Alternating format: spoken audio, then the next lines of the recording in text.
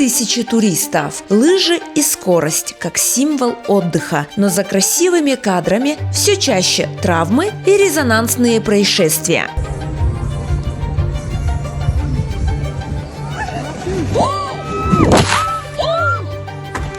Горнолыжная база Кашкулак. Во время спуска девушка теряет контроль и вылетает за пределы трассы в опасную зону. Ее экстренно госпитализируют. Случай мгновенно разлетается по соцсетям.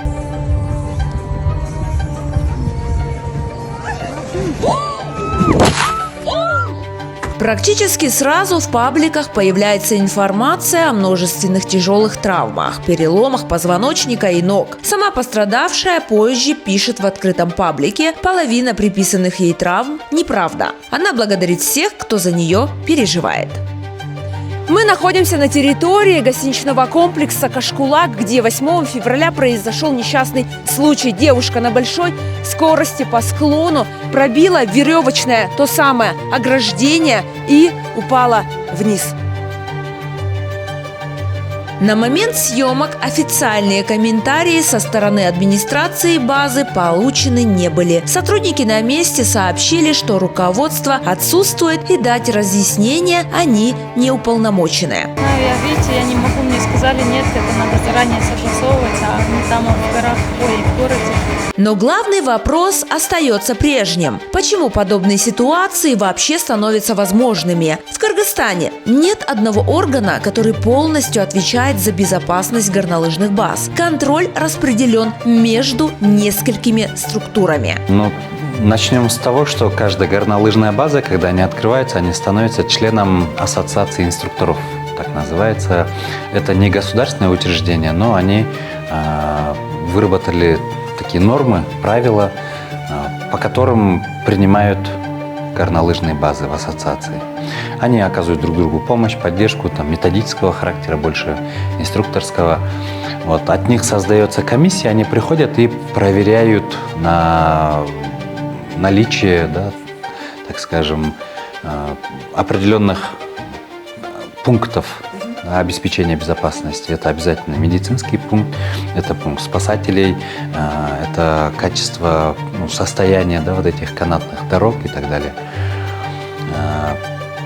Помимо этого, в каждой районной администрации, где расположены эти горнолыжные базы, создаются комиссии. Как и предположим, если провести такую параллель, сравнение на Исыкуле, в Чолпанате очень много пансионатов. Для того, чтобы они начали функционировать, на территории райадминистрации создается специальная комиссия, куда входят все государственные органы, там и налоговая, и МЧС, и МВД, и все остальные, экологи. И они обходят каждый пансионат, смотрят, что есть, чего нету, дают время на устранение, потом проходит повторная комиссия, и по итогам уже повторной комиссии они дают разрешение на ввод в эксплуатацию, на функционирование деятельности. С горнолыжными базами примерно то же самое. После устранения замечаний комиссия дает разрешение на работу. Формально без него база функционировать не должна. Стандарты, он единственный, что это ограждение, оно не рассчитывает на то, чтобы как в этом случае, в этой трагедии, девушка на большой просто действительно скорости, и плюс она катилась по земле практически, и поэтому по низу сетки прошла, поэтому вылетела. Если бы она хотя бы стояла на ногах, или сидела на корточках, то, скорее всего, она бы ударилась о сетку, и ее она удержала бы, и она бы не улетела в обрыв. И единственное требование к этим сеткам, они должны быть видны, то есть отличаться цветом не темным и не белым, а именно такого оранжевого цвета, чтобы на снегу, при снегопадах, при туманах эти сетки были видны. И, конечно, какая-то небольшая ударопрочность тоже должна быть. Но в конце концов максимально на 100% обеспечить безопасность отдыхающих, я уверен, ни одна горнолыжная база не может, потому что каждый отдыхающий, каждый лыжник, сноубордист обязан в первую очередь рассчитывать свои собственные навыки, силы, средства, нанимать инструкторов, если плохо катаешься. Если нанял инструктора, отучился немного и вот только-только встал на лыжи, то пусть рядом с вами будет более опытный какой-то другой лыжник, который будет сопровождать, находиться, в конце концов, рядом. Сетка – это предупреждение, но не стопроцентная защита.